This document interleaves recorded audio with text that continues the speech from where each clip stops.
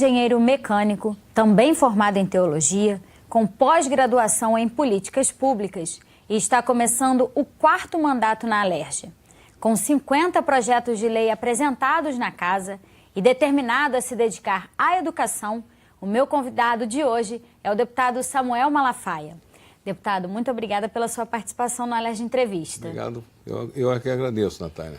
Vamos começar falando sobre essa que se tornou a sua prioridade, né, no seu mandato aqui na casa. Por que o senhor decidiu se debruçar sobre esse tema da educação? Primeiro, por causa da minha experiência, que eu fui criado, meus pais foram fundadores de seminário evangélico. Eu estudei lá e me tornei professor.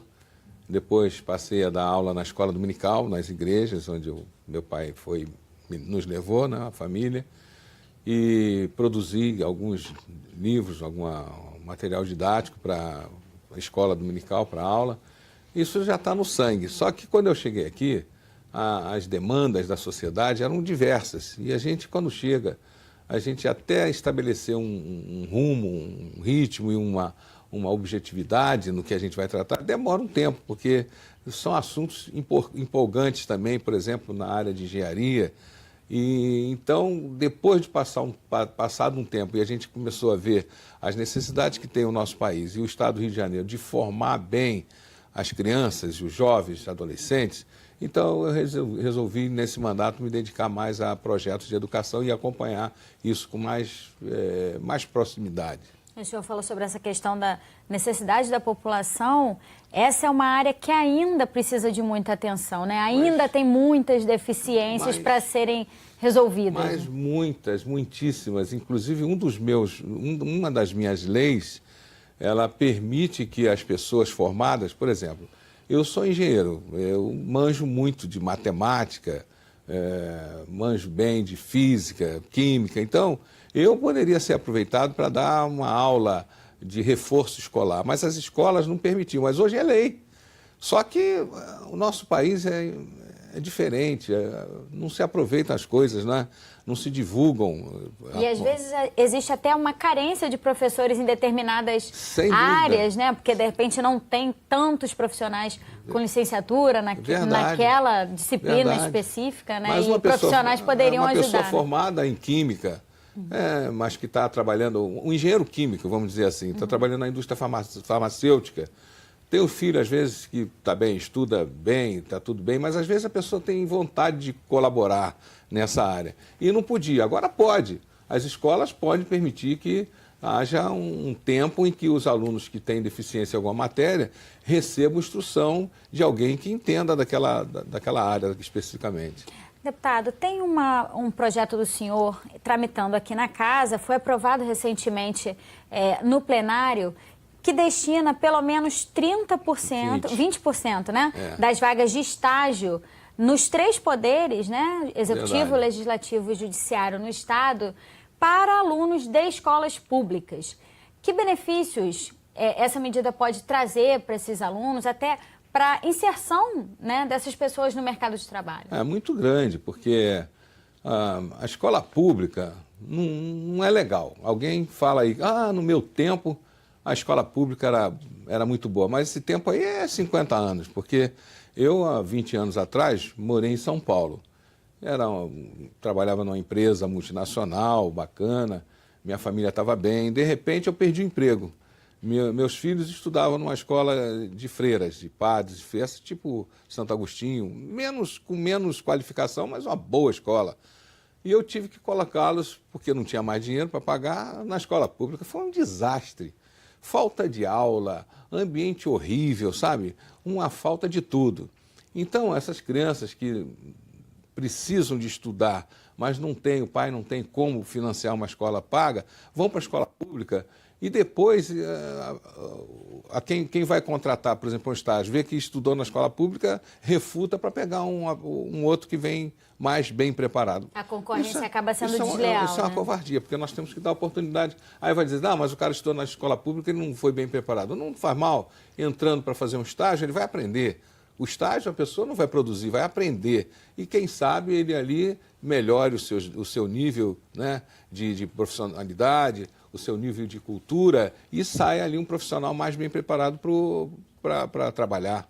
Acaba se criando uma oportunidade para essas pessoas. Então, né? esse projeto, Natália, ele reserva 20% nos poderes judiciário, no executivo e aqui legislativo.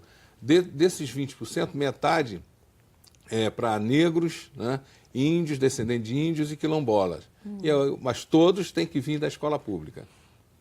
Deputado, também existe uma preocupação do senhor com aqueles jovens que estão fazendo tratamento da dependência química, né? Sem dúvida. A gente sabe que isso é um mal que aflige milhares de pessoas, né? Não é só no nosso estado, isso é uma coisa generalizada. Mas, de qualquer maneira, o projeto do senhor diz que essas pessoas precisam ter garantido o direito de fazer uma matrícula imediatamente, né, nas escolas do estado, quando assim desejarem. De que maneira isso pode ajudar, não só na recuperação desses jovens, mas até em novas perspectivas de vida para eles? Olha, a dependência química é um mal do século e já foi analisado pela Organização Mundial de Saúde, que concluiu que é uma doença. E tem mais, o pior é que é uma doença incurável. Então, esses bandidos que vendem droga estão espalhando doença e estragando a nossa sociedade. E um jovem que entra por esse caminho, olha, só muito esforço, tá? E, inclusive, eles têm um lema só por hoje. Eu acompanho isso porque eu fui aqui presidente da comissão que trata desse assunto, mas não vejo apoio, não vi, sabe?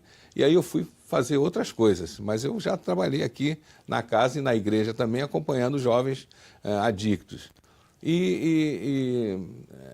O governo não dá nenhum apoio. E a pessoa, ela fica com aquela reincidência provável muito forte. E só um milagre mesmo que faz a pessoa ficar totalmente liberta. Isso aí a gente vê, é que nem a cura. Por exemplo, a dependência química é como o meu caso, por exemplo. Deus faz milagres. Eu sabe que eu sou evangélico, eu creio em milagres, né? Eu creio na Bíblia. Mas eu tenho aqui, ó, eu estou usando aqui para ler, eu tenho que usar óculos. E por que Deus não me cura da vista e eu passo a não usar óculos? Eu estou de óculos sempre. É porque eu não me esforcei, não tive fé suficiente, né? E vou usando meu óculos. A mesma coisa é o dependente químico.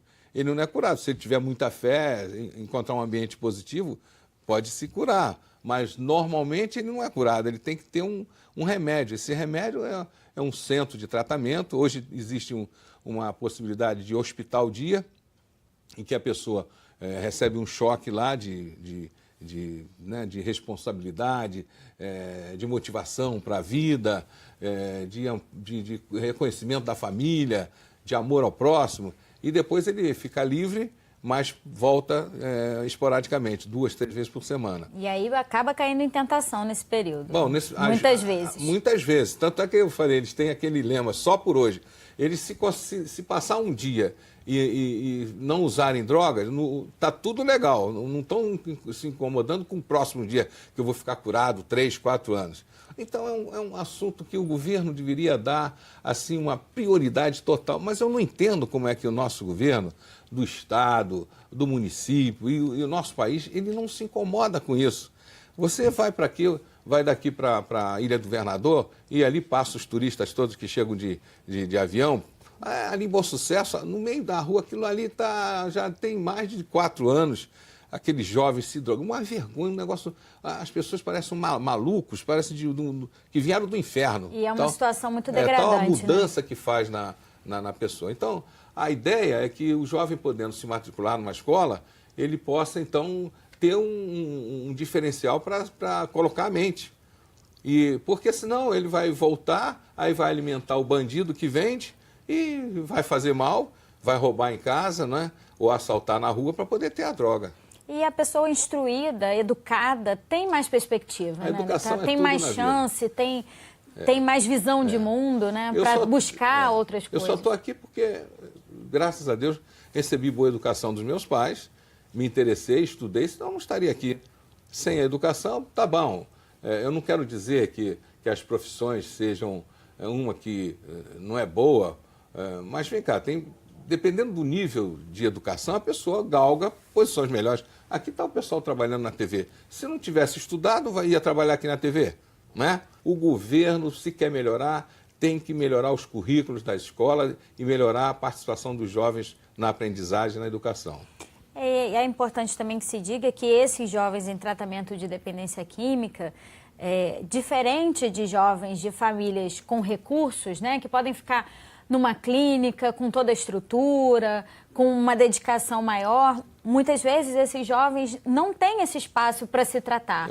Então, todo o esforço que pode ser feito, né, para tentar mudar a vida dessas pessoas é importante. Você abordou uma particularidade muito, muito importante que faz diferença. Alguns pais podem pagar, por exemplo, uma diária nos centros de recuperação de top, de nível, uma diária, um dia lá custa quase R$1.000. Então, quem tem um plano de saúde desses melhores, pode. Agora, às vezes, o plano de saúde que a pessoa tem também nem dá para isso. E para onde vai esse povo todo? Há necessidade de se organizar. A maioria não tem condições. Não tem condições e fica nesse sistema, acaba morrendo cedo, né? Às vezes um jovem com uma cabeça boa, que poderia ser aproveitada por uma profissão, poderia ser útil à sociedade, a gente perde. E se perdesse só, com licença do mau pensamento, mas se perdesse só esse jovem, era uma perda. Mas só que eles fazem outros perderem, porque eles roubam, eles são levados, eles ficam loucos, né? E as próprias famílias sofrem Eu já muito, vi né? jovem assim, totalmente fora, querendo bater no pai, querendo espancar a mãe, e depois ele fica bonzinho.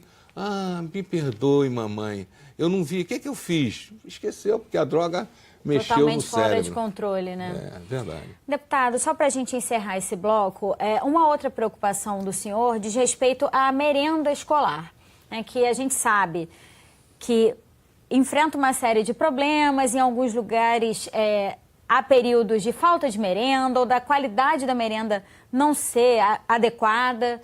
E o senhor tem uma proposta para garantir que pelo menos 10% da merenda escolar seja composta por alimentos orgânicos, né? É verdade, porque a gente vê aí uma incidência nos últimos anos de câncer muito grande. Isso tem a ver com a poluição, tem a ver também com a alimentação. Porque a alimentação, o nosso país, infelizmente, ele não cuida bem da sua infraestrutura. Então, os alimentos são produzidos, então, para produzir, o cara faz a chantagem de colocar mais defensivo, mais agrotóxico do que o que poderia ser permitido pela lei. E a gente não vê nada disso. E a gente também não recebeu aquela instrução, não colou. A gente pega um tomate na geladeira e come ele sem lavar, e assim vai na alface, vai na cenoura, etc. E o produto orgânico é o produto que é produzido quase que, pode dizer assim, no fundo de quintal, né?